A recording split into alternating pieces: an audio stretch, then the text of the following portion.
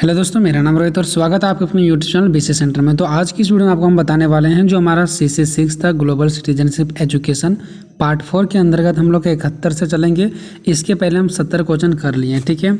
मैंने वही क्वेश्चन आपको दे रहे हैं जो मुझे इंपॉर्टेंट लग रहा है, ठीक है, जो आपके एग्जाम में आने की संभावना है। नहीं तो एग्जाम में MCQ क्वेश्चन कहाँ से पूछते हैं किसी को कुछ पता नहीं होता है, ठीक है।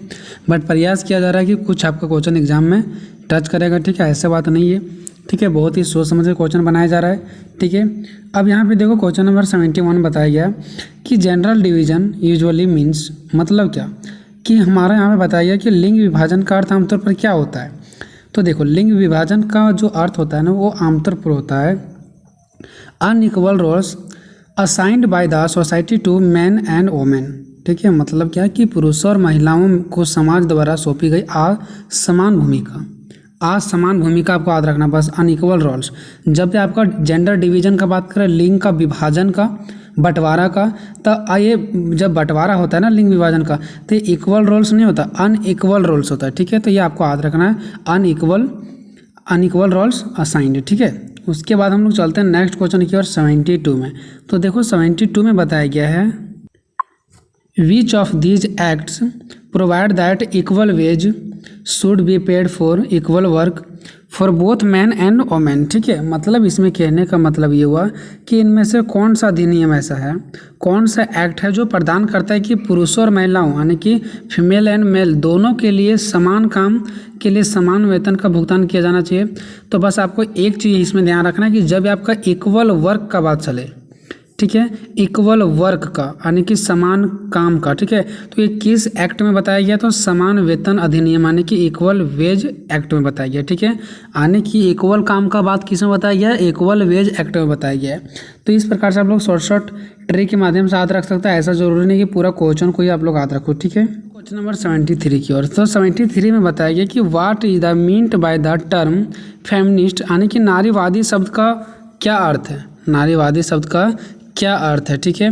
तो जो इसका आपका करेक्ट आंसर होगा वो होगा आपका आ person who believes in equal rights and opportunity for women and man, ठीक है। यानी कि एक व्यक्ति जो महिलाओं और पुरुषों के लिए समान अधिकार और अवसरों में विश्वास करता है। तो जब भी आपका बताया जाएगा कि फेमिनिस्ट मतलब यानी कि नारीवादी का अर्थ क्या होता है, तो बस इसका एक ही ध्यान रखना आप लोग को, इक्वल राइट्स का, फीमेल के लिए भी और मेल के लिए भी, ठीक है। चलो उसके बाद हम लोग चलते हैं क्वेश्चन नंबर नेक्स्ट हमारा 74 की ओर, ठीक है। 74 में क्या बताया गया है कि which of the following is another term for cultural diversity, मतलब निम्नलिखित में से कौन सा सांस्कृतिक विविधता के लिए एक और शब्द है, संस्कृति के लिए कौन सा एक और शब्द है, ठीक है। तो इसका आपका आंसर होगा मल्टीकल्चरलिज्म, ठीक है, यानी कि बहुसंस्कृतिवाद, ठीक है, मल्टीकल्चरलिज्म। उसके बाद हम लोग नेक्स्ट चलते हैं क्वेश्चन नंबर 75 में आपका क्या बताया गया है, 75 what are visible attributes of diverse employees, विविध कर्मचारियों के दृश्य गुण क्या है। तो इसका जो गुण है वो जेंडर, लिंग है, पहली बात। विविध कर्मचारियों, ठीक है, विविध कर्मचारियों का जो दृश्य गुण होता है वो क्या होता है, जेंडर होता है, लिंग, रेस होता है, स्किन कलर, त्वचा का रंग होता है। तो ये आपको ध्यान रखना, मोस्टली जेंडर, स्किन कलर, ठीक है। उसके बाद नेक्स्ट चलते हैं हम लोग क्वेश्चन नंबर 76 की ओर। 76 में क्या बताया गया आपका कि जेंडर इक्वालिटी सपोर्ट्स यानी कि लैंगिक समानता का समर्थन करती है। सो इसका आपका करेक्ट आंसर हो जाएगा पॉवर्टी इरेडिकेशन यानी कि गरीबों की उन्मूलन। दूसरा आपका हो जाएगा एजुकेशन फॉर ऑल गर्ल्स यानी कि सभी लड़कियों के लिए शिक्षा। और नेक्स्ट आपका हो जाएगा इंक्रीज इन फैमिली इनकम यानी परिवार आय में वृद्धि। तो जब भी आपका पूछा जाएगा जेंडर इक्वलिटी सपोर्ट्स की, जो जेंडर इक्वलिटी होता है लैंगिक समानता, वो हमें क्या क्या सपोर्ट करेगा, तो हमें गरीबों से मुक्त कराएगा, सभी लक्ष्यों के लिए हमें शिक्षा देगा, परिवार आय में वृद्धि होगा। तो ये सब होता है जब हमारा जेंडर इक्वलिटी सपोर्ट्स मिलता है, ठीक है। नेक्स्ट क्वेश्चन आपका बताया गया है क्वेश्चन नंबर 77 कि what is meant by gender division, यानी लिंग विभाजन का क्या अर्थ है, लिंग विभाजन का क्या अर्थ है। तो इसका अर्थ है division between mails and females, यानी पुरुषों और महिलाओं के बीच विभाजन। अब इस प्रकार का क्वेश्चन कौन नहीं बता पाएगा। जेंडर डिवीजन का मतलब क्या है कि जेंडर का जो विभाजन होता है उसका मतलब क्या है, तो पुरुषों और महिलाओं के बीच विभाजन ही होता है, ठीक है। अब चलते हैं नेक्स्ट हम लोग क्वेश्चन नंबर 78 की ओर। व्हाट इज आ बायस यानी कि पूर्वाग्रह क्या है। ठीक है, तो इसका जो आपका करेक्ट आंसर होगा वो होगा a discriminatory behaviour towards another person, मतलब किसी अन्य व्यक्ति के प्रति भेदभावपूर्ण व्यवहार। ठीक है, किसी अन्य व्यक्ति के प्रति क्या चीज़, भेदभावपूर्ण व्यवहार। तो जब भी आपका पूछा जाएगा व्हाट इज बायस, तो इसका मतलब पूर्वाग्रह का मतलब यही होता है कि किसी भी व्यक्ति के प्रति भेदभावपूर्ण यानी कि भेदभावपूर्ण व्यवहार। ठीक है, उसके बाद हम लोग चलते हैं क्वेश्चन नंबर 79 की ओर।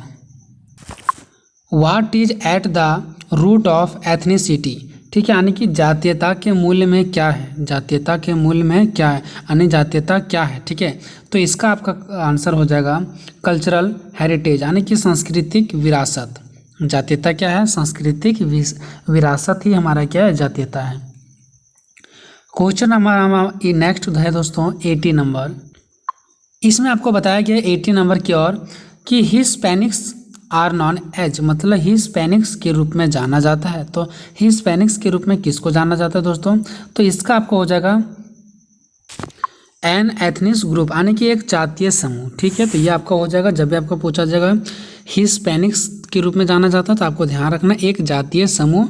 ठीक है, क्वेश्चन नंबर नेक्स्ट हमारा है क्वेश्चन नंबर 81। देखो इसका सिर्फ हिंदी में ही यहाँ पे लिखा हुआ है। ठीक है, इंग्लिश नहीं लिखा हुआ है। ठीक है, अब देखो इसको आपको याद रखना है कि पारंपरिक या भाषाई विशेषताओं का एक समूह जो एक समूह को दूसरे समूह से अलग करता है, जो एक समूह से दूसरे ग्रुप को यानी कि एक ग्रुप से दूसरे ग्रुप को क्या करता है, अलग करता है, वो हमारा जातीयता कहलाता है। ठीक है, क्या कहलाता है, जातीयता कहलाता है। नेक्स्ट क्वेश्चन की ओर चलते हैं हम लोग, क्वेश्चन नंबर 82 हमारा। ठीक है, 82 में आपका बताया गया है, क्वेश्चन नंबर आपका 82 है what are ethnic groups characterised by, यानी कि जातीय समूह की विशेषता क्या है। तो इसका हो जाएगा कल्चर यानी कि संस्कृति। ठीक है, कल्चर संस्कृति। उसके बाद नेक्स्ट क्वेश्चन हमारा है 83 नंबर। क्वेश्चन में बताया गया कि ethnic group of people more appropriately refers to people with a, मतलब जातीय लोगों का समूह अधिक उचित रूप से खाली स्थान वाले लोगों को संदर्भित करता है। तो ये आपका हो जाएगा शेयर्ड कल्चर यानी साझा संस्कृति। तो जब भी आपका पूछा जाएगा एथनिक ग्रुप ऑफ पीपल, लोगों का एक समूह। ठीक है, more appropriately refer to people with यानी लोगों के साथ। ठीक है, यानी लोगों को संदर्भित करता है। तो इसका आपका हो जाएगा शेयर्ड कल्चर, साझा संस्कृति। नेक्स्ट क्वेश्चन आपका बताया गया है क्वेश्चन नंबर 84 में बताया कि which articles of the UN. ठीक है, which articles of the UN convention on the rights of the childs relates to right to health, यानी बाल अधिकार पर संयुक्त राष्ट्र सम्मेलन का कौन सा लेख स्वास्थ्य के अधिकार से संबंधित है, मतलब कौन सा लेख स्वास्थ्य के अधिकार से।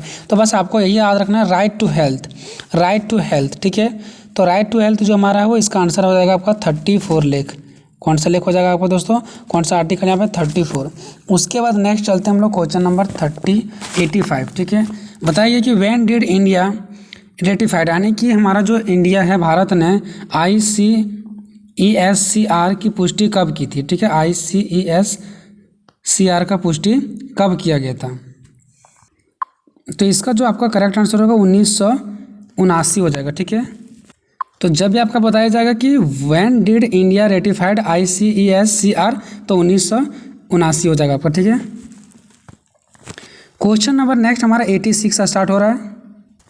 बताया गया कि which article of the universal declaration of human rights guarantee right to freedom of movement, यानी मानवाधिकार की सार्वभौमिक घोषणा का कौन सा लेख है जो आंदोलन की स्वतंत्रता का अधिकार का गारंटी देता है, यानी right to freedom of movement. तो ये हमारा आ जाएगा 13। कौन सा आ जाएगा 13। ठीक है, उसके बाद हमारा क्वेश्चन नंबर नेक्स्ट बताया गया 87। इसमें बताया गया कि who accords refugee status to individual in India. ठीक है, यानी भारत में व्यक्तियों को शरणार्थी का दर्जा कौन प्रदान करता है। तो ये हमारा करता है UN। कौन करता है, UN प्रदान करता है। ठीक है, क्वेश्चन नंबर नेक्स्ट हमारा स्टार्ट होता है कि which article of the UN convention on the rights of the child relates to right to education. अब यहाँ पे बात कर रहा है राइट टू एजुकेशन, यानी कि शिक्षा का अधिकार, ये किससे संबंधित है। तो ये हमारा 28 है। ठीक है, 28 यानी 28वां से संबंधित है। तो इसमें हमारा 89 में बताइए कि the first step towards sustainable development was taken at, यानी कि सतत विकास ठीक है, जब भी आपका सतत विकास बोलेगा यानी कि सस्टेनेबल डेवलपमेंट, ठीक है, तो सतत विकास की दिशा में पहला कदम कहाँ उठाया गया, तो ये आपका जो उठाया गया था स्टॉकहोम कॉन्फ्रेंस, ठीक है, यानी कि स्टॉकहोम कॉन्फ्रेंस यानी कि स्टॉकहोम सम्मेलन में, ठीक है, स्टॉकहोम सम्मेलन में। तो ये आपका करेक्ट आंसर हो जाएगा स्टॉकहोम सम्मेलन। उसके बाद नेक्स्ट हम लोग चलते हैं क्वेश्चन नंबर नेक्स्ट हमारा है क्वेश्चन नंबर 19। क्वेश्चन नंबर 19 में बताया गया है causes maximum environmental pollution that is, यानी कि अधिकतम पर्यावरण प्रदूषण का कारण बनती है, उसका कौन सा कारण है, ठीक है, तो इसका जो कारण है इसका आपका करेक्ट आंसर हो जाएगा इंडस्ट्रियलाइज्म, ठीक है, यानी कि औद्योगिकरण, ठीक है। तो ये आपका 90 क्वेश्चन कंप्लीट हो गया। वीडियो में आपको क्या दिक्कत है, क्या समस्या है, कमेंट